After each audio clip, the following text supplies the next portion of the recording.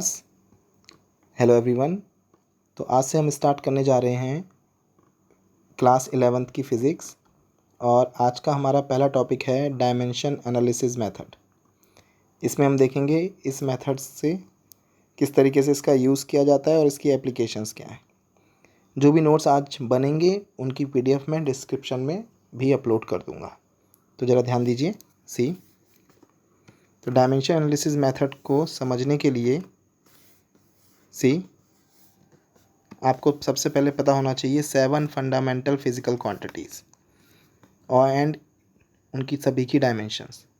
तो पहली fundamental physical quantity है मास। तो इसका हमने कैपिटल ब्रैकेट लिया है। कैपिटल ब्रैकेट में लिखते हैं डायमेंशंस को और मास का पहला लेटर लिया है m।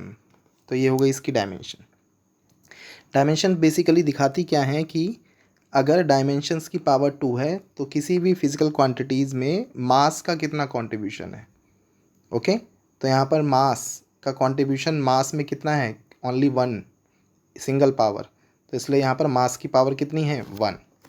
Then see second one fundamental physical quantity है लेंथ। तो लेंथ का भी हमने फर्स्ट लेटर यूज़ किया है, L हो गया ये आपका। Then third fundamental physical quantity हो गई आपकी टाइम। टाइम का भी हमने कैपिटल लेटर यूज़ किया है। तो ये डायमेंशंस हैं जो हमें याद रखनी है। Then fourth one that is electric current. Then see electric current की यूनिट होती है एम्पियर। देन यहाँ से हमने इसकी यूनिट का फर्स्ट लेटर यूज़ किया है capital A। Then fifth one is temperature. Then temperature का हमने पहला लेटर यूज़ किया है इसकी यूनिट का, दैट इज़ केल्विन, ऐसा यूनिट होती है, तो कैपिटल K। कभी कभी हम इसको थीटा से भी रिप्रेजेंट करते हैं in some cases. Then next one is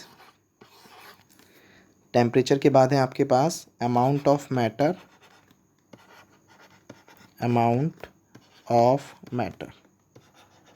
then amount of matter की डायमेंशन है मोल। ये इसकी ऐसा यूनिट से ली गई है। ऐसा यूनिट में पूरा लिखते हैं MOLE और डायमेंशंस में MOL लिख के आप कैपिटल ब्रैकेट लगा सकते हैं। Then seventh one is luminous intensity.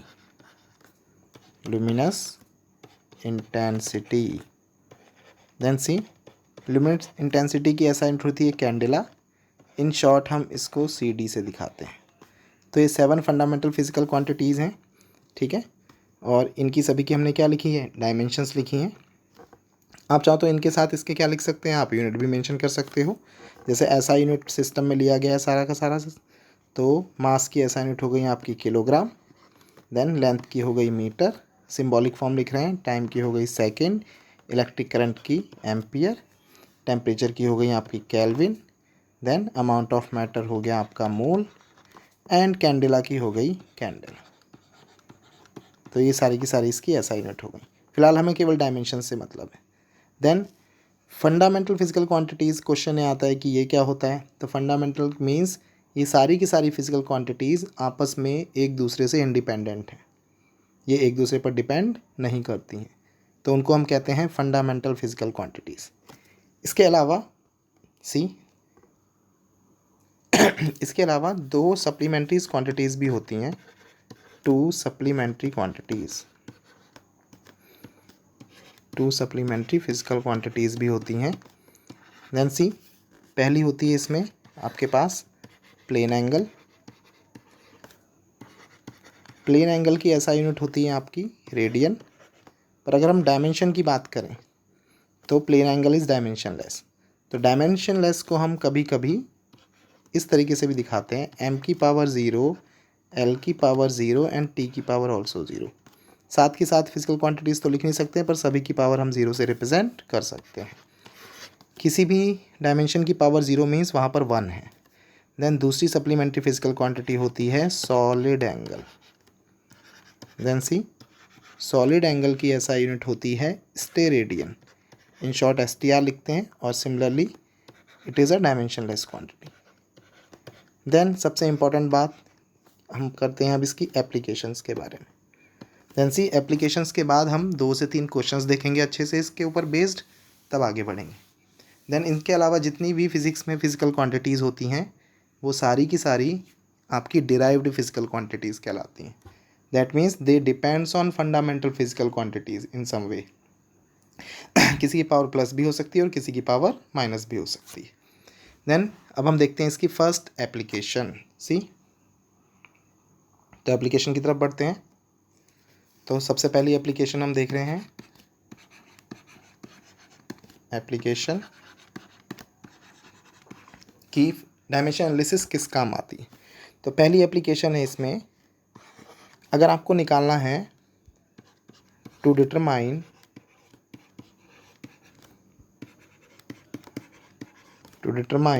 The dimension of a unknown physical quantity,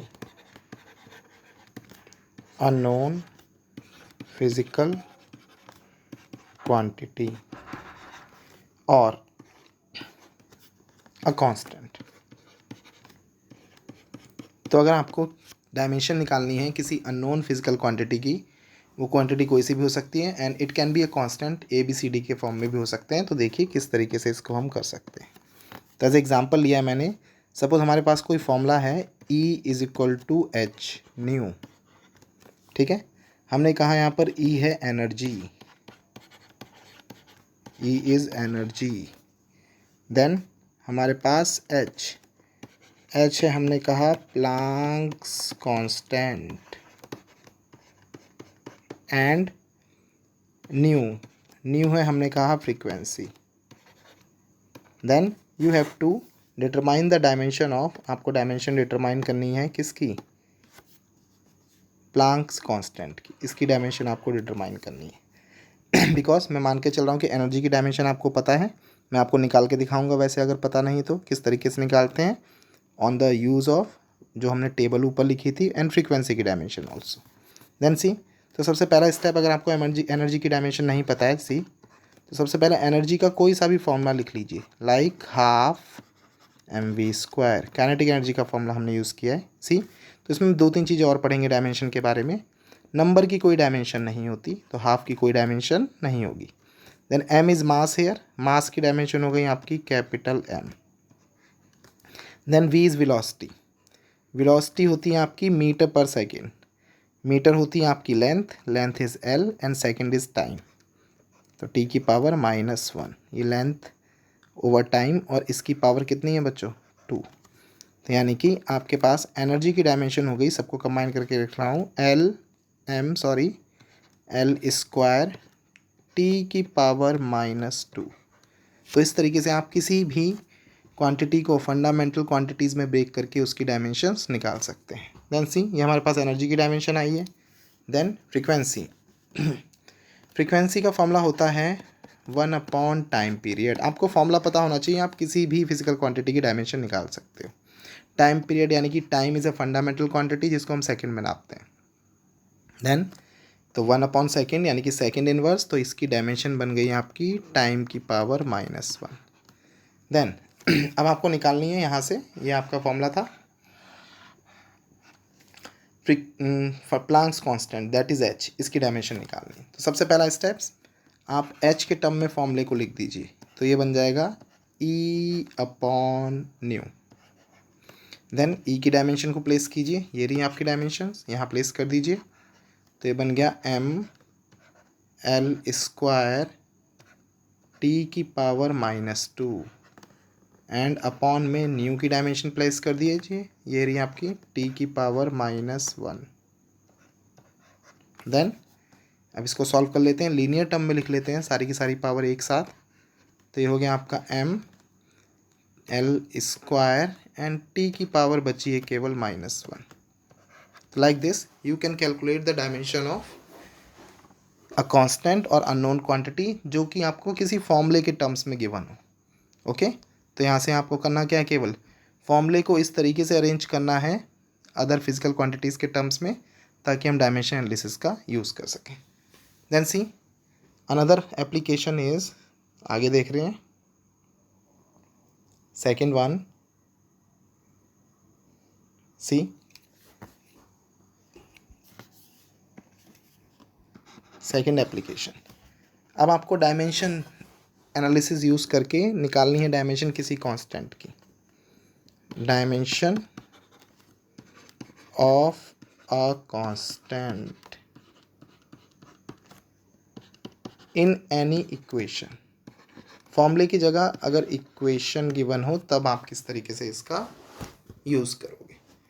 then सी यहाँ पे हमने इक्वेशन ली है, मैंने कहा x is equal to, equation है a plus b t square and plus c upon d minus x square, like this. तो हमने कहा यहाँ पर x जो है आपका ये है पोजीशन और ये गिवन है इन मीटर, यूनिट के साथ गिवन होगा जनरली। t है आपके पास टाइम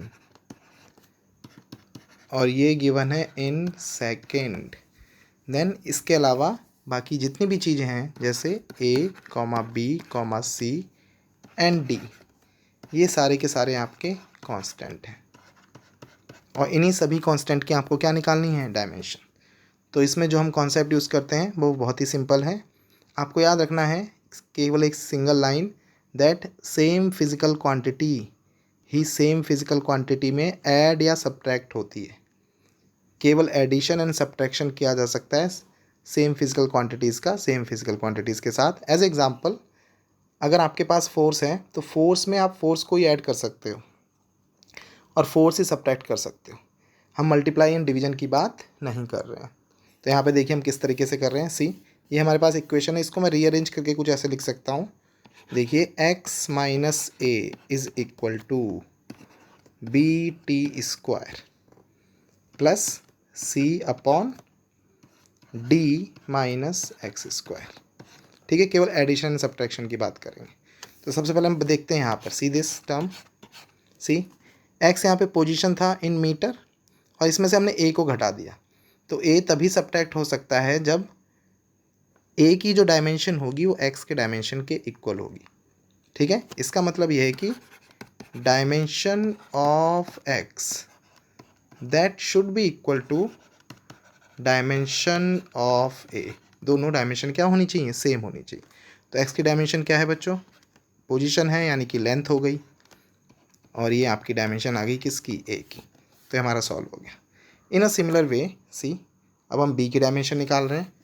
तो देखो b की डायमेंशन के लिए सी, अब हम इस इक्वेशन को फिर से रीअरेंज कर रहे हैं। तो कैसे लिख रहे हैं, अब हम लिख सकते हैं, पहले हमने क्या किया था, सी हम a को लेफ़्ट लेके गए थे, अब हम यहाँ पर b को लेफ़्ट लेके जा रहे हैं। तो मैं लिख सकता हूँ x minus b t square is equal to, इस वाले इक्वेशन को ध्यान से देखिए, और ये बनेगा a plus small c upon d minus x square, like this. Then in this case see, अब हमें किसकी डायमेंशन निकालनी है, b की। तो हम जानते हैं अगर हम x में से ये पूरा term this b t is subtracted, तो इस बी टी को अगर पूरा सब्ट्रैक्ट करेंगे तो इसका एक ही सेंस है कि डायमेंशन ऑफ x किसके इक्वल होगा, ये इक्वल होगा डायमेंशन ऑफ होल टर्म है आपका b इंटू टी स्क्वायर। ठीक है, तो x की डायमेंशन हमारे पास क्या है, पोजीशन है, लेंथ के टर्म्स में है, b की डायमेंशन हमें निकालनी है, ये है t टाइम जिसका स्क्वायर किया गया है, यानी कि टाइम का स्क्वायर। तो यहाँ से b की डायमेंशन आ गई आपके पास, देखिए l एंड अपॉन में आ गया t स्क्वायर। लीनियर टर्म में अगर आप लिखोगे तो ये बनेगा l t की पावर माइनस 2, कुछ इस तरीके से। तो हमारे पास किसकी डायमेंशन आ गई, ये में हमारे पास आ गई b की डायमेंशन।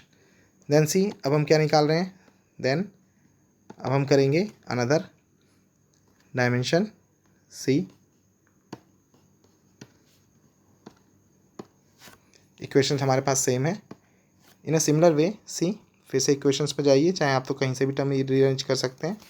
अब यहाँ पे इंपॉर्टेंट पार्ट सी की डायमेंशन निकालने से पहले आपको डी की डायमेंशन निकालनी पड़ेगी, because c upon d minus x square ये पूरा का पूरा एक सिंगल टर्म है। तो सी की डायमेंशन निकालने से पहले किसकी डायमेंशन निकालेंगे? डी की डायमेंशन। देन सी यहाँ से देखिए, डी में से हमने सब्ट्रैक्ट किया है एक्स का स्क्वायर, जहाँ पर एक्स क्या है? Position in meter. तो देखिए इसको सॉल्व कर लेते हैं, यानी कि ये देखिए नीचे भी टर्म है, ये रहा हमारे पास। तो अगर डी में से एक्स स्क्वायर को सब्ट्रैक्ट किया जा रहा है, that means dimension of d किसके इक्वल होगा?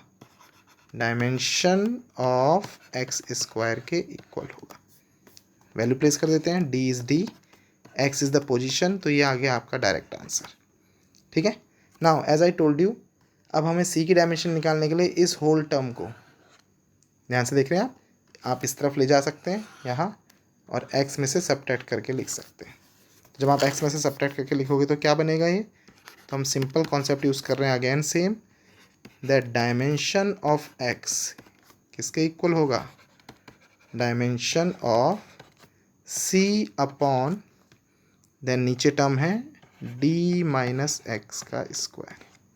ना यहाँ पे सबसे इंपॉर्टेंट स्टेप क्या है वो समझ लीजिए। सी देखिए यहाँ पे d की डायमेंशन एल स्क्वायर है, बच्चे मिस्टेक क्या करते हैं, और x की स्क्वायर की डायमेंशन भी क्या है? पूरा एल स्क्वायर है। तो बच्चे L square minus L square क्या कर देते हैं? जीरो कर देते हैं। ऐसा नहीं है, अगर आप एग्जांपल से समझिए, 5 न्यूटन में 10 न्यूटन में से 5 न्यूटन को घटाते हैं तो बचते हैं 5 न्यूटन, यानी कि यूनिट बचती है। यानी कि एल स्क्वायर में से अगर एल स्क्वायर को घटाओगे, अगर उसके पास क्या होती, कुछ फिजिकल क्वांटिटीज़ होती, तो यूनिट लास्ट में बचती है। यानी कि ये जो नीचे जो टर्म है, ये टर्म मैं अलग कलर से ले लेता हूँ। सी जो नीचे ये जो टर्म है, this term has dimension what? इस टर्म के पास जो होगा, ये डायमेंशन किसकी होगी? ये एल स्क्वायर की डायमेंशन होगी। ठीक है, समझ आ रहा है सभी को? इस टर्म के पास तो हम रख देते हैं। देखिए x की डायमेंशन कितनी है, यहाँ से रख रहे हैं, x की डायमेंशन है हमारे पास लेंथ की डायमेंशन, c की डायमेंशन हमें फाइंड आउट करनी है, and this whole term has dimension of l square. Okay, तो यहाँ पे बचेगा एल स्क्वायर। तो यहाँ से अगर आप देखेंगे ध्यान से, तो c की डायमेंशन आ गई है एल क्यूब, लाइक दिस। तो हमने यहाँ पर a, b, c and d इन सभी की डायमेंशन हमने फाइंड आउट कर ली है। ठीक है, so this one is the second application of dimension analysis method. किसी भी अननोन के आप डायमेंशन निकाल सकते हो, कौन अगर फॉर्मूले के टर्म में है तब भी आपको फॉर्मूला पता होना चाहिए, और अगर इक्वेशंस के टर्म में है तब भी आप किसी भी अननोन कांस्टेंट की डायमेंशंस को फाइंड आउट कर सकते हैं। ठीक है, now see the third application is the most important one. See अब उस पर फोकस करेंगे हम। देखिए, then in the third application we have to derive a formula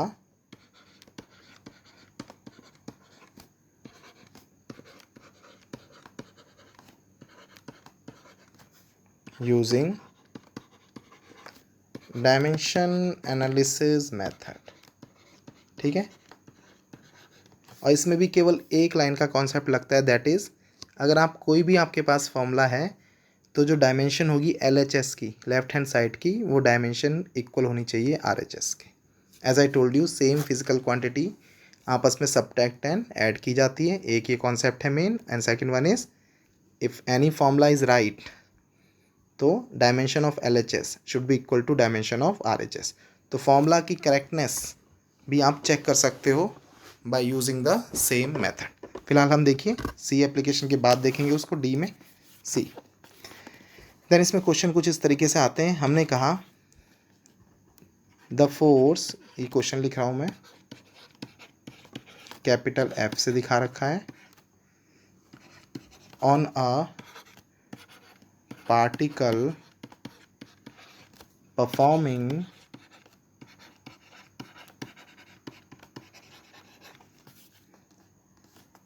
circular motion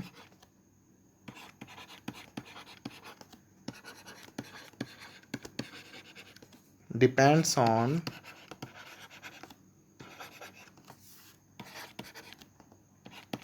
its mass m, radius of path r, and its velocity small v.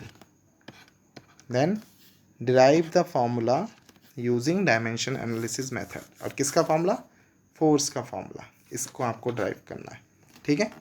तो देखिए इसके एक एक स्टेप्स पे हम फोकस करेंगे, बहुत ही सिंपल स्टेप है, ठीक है, ध्यान दीजिए। सी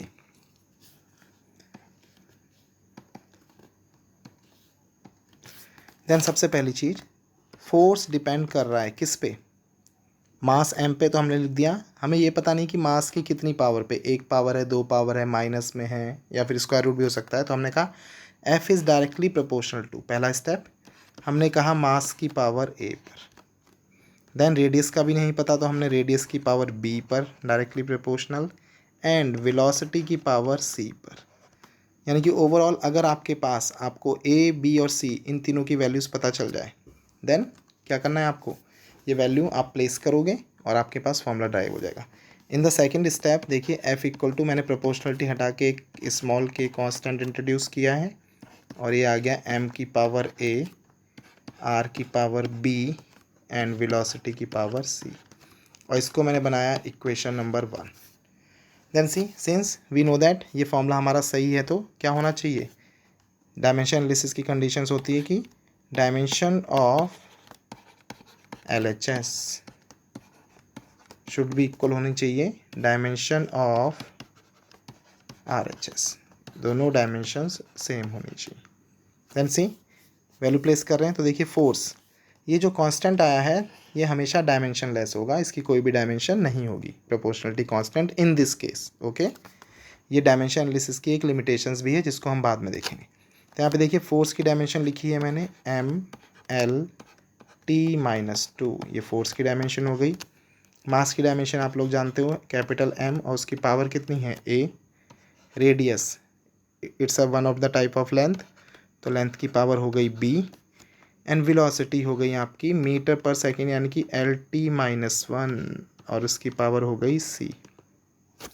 देन लेफ्ट हैंड साइड सारी की सारी पावर शॉर्टेड है, मीन्स M की पावर 1 दिख रही है, L की पावर 1 है, T की पावर -2 दिख रही है।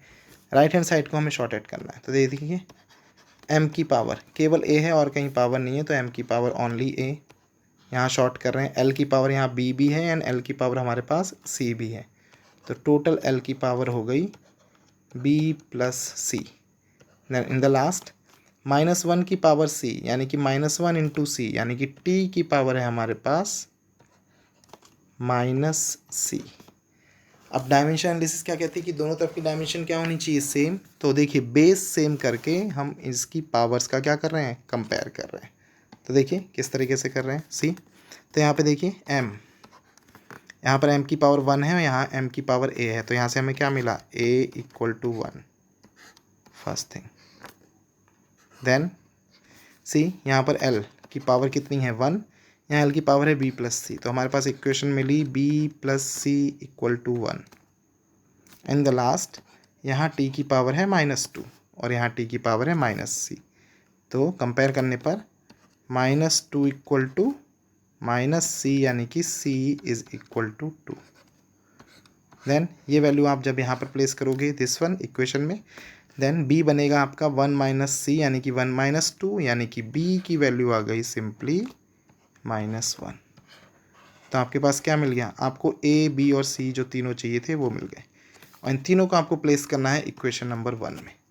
देन देखिए सी, हम प्लेस कर रहे हैं, तो ये आ गया आपका F = small k times of M की पावर थी A, यानी कि ओनली M। देन R की पावर थी B की पावर आई है -1। देन V की पावर थी C, जो कि आई है 2, ठीक है। हम इस टर्म को अगर रीअरेंज करेंगे तो आपको कुछ ऐसा दिखेगा, f equal to small k times of m v square, और r को अपॉन में ले गया हूँ मैं like this. Then f equal to m v square upon r, आप आगे पढ़ेंगे, this one is the formula for centripetal force, ये सेंट्रीपेटल फोर्स का फॉर्मूला होता है, ठीक है। एंड इन दिस केस जो k की वैल्यू होती है वो 1 होती है, ठीक है। फिलहाल डायमेंशन एनालिसिस में अगर आपको k की वैल्यू नहीं भी पता हो, नो प्रॉब्लम एट ऑल, आप यहीं पर फिनिश कर सकते हो अपना question, and this is your right answer like this, ठीक है। तो डायमेंशन एनालिसिस किस किस काम आती है? फॉर्मूले में किसी कांस्टेंट की डायमेंशन निकालने के लिए, इक्वेशन में किसी कांस्टेंट की डायमेंशन निकालने के लिए, देन फॉर्मूले को ड्राइव करने के लिए भी। देन सी कोई फॉर्मूला करेक्ट है या इनकरेक्ट है, ये भी आप चेक कर सकते हो by using dimension analysis method. तो देखिए फोर्थ एप्लीकेशन पे फोकस करते हैं। सी, तो हमने लिखी है d, fourth application is to check the correctness of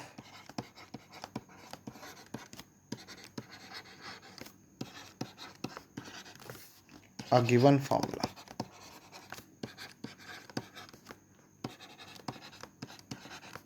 okay, तो यहाँ पर एक हम जनरल फार्मूला ले लेते हैं। हमने कहा लेट्स से आपके पास एक गिवन फार्मूला है एनर्जी, ठीक है, फोर्स ले लेते हैं, force is equal to small p square upon 2m, ये दिया है। तो एफ आपके पास हमने क्या कहा यहाँ पर है, क्या है, फोर्स। पी हमने कहा आपके पास है linear momentum, linear momentum, and m है आपके पास यहाँ पर मास। तो आपको चेक करना है दिस फॉर्मूला इज राइट और नॉट। तो देखिए फॉर्मूले कैसे राइट होंगे। सी, एक ही कंडीशन है, if dimension of LHS is equal to dimension of RHS, तो वो फॉर्मूला आपका करेक्ट होगा, डायमेंशनली करेक्ट होगा। कैसा करेक्ट होगा, डायमेंशनली। इट्स नॉट नेसेसरी, हो सकता है किसी किसी फॉर्मूले में पर्टिकुलरली कांस्टेंट भी आते हैं, लेकिन आपको ये जो टाइप ऑफ क्वेश्चन मिलेगा ये केवल डायमेंशनली चेक कर पाएगा फॉर्मूला करेक्ट है या नहीं, एग्जैक्टनेस ये भी चेक नहीं करता है, ठीक है। देन सी फोर्स, तो फोर्स की डायमेंशन हमें पता है क्या होती है, ये है आपकी mL/t-2, यूनिट से भी पिक कर सकते हैं, किलोग्राम मीटर पर second square. Then p linear momentum है, लीनियर मोमेंटम का फॉर्मूला होता है मास इनटू वेलोसिटी, और उसका हमें क्या करना है, स्क्वायर, तो हमने कर दिया। सी, तो मास इनटू वेलोसिटी, तो मास का हो गया m एंड वेलोसिटी हो गई L/t-1, ये आ गया p, और इसका करना है हमें स्क्वायर, ओके। देन अपॉन में चल रहा है 2 डायमेंशनलेस क्वांटिटी, एंड अपॉन में केवल है मास, ओके। तो हम लेफ्ट हैंड साइड को कहीं भी लेफ्ट राइट नहीं करना है, केवल डायमेंशनली चेक करना है कि LHS RHS के इक्वल है या नहीं। तो हम ये स्क्वायर खोल रहे हैं, ये वाला टर्म, तो यहाँ पे बनिएगा, देखिए ये बना m का स्क्वायर, l का स्क्वायर, एंड -1 का स्क्वायर मीन्स -2, एंड अपॉन में है m। देन पावर से पावर, a की पावर कैंसिल, तो राइट हैंड साइड की जो डायमेंशन है दैट इज mL²t-2, ठीक है। Then as you can see जो लेफ्ट हैंड साइड की डायमेंशन है, यहाँ पर l की पावर कितनी है 1, और यहाँ पर कितनी है 2। Then that means dimension of LHS is not equal to dimension of RHS, means formula is incorrect, formula कैसा है, इनकरेक्ट है, लाइक दिस। तो इस तरीके से आप लोग चेक कर सकते हैं। इस पर कुछ बहुत सारे अच्छे से क्वेश्चंस हैं जो मैं आपको कल बताऊंगा, कल के लेक्चर में हम इसको कंटिन्यू करेंगे, okay. Okay class, have a good day.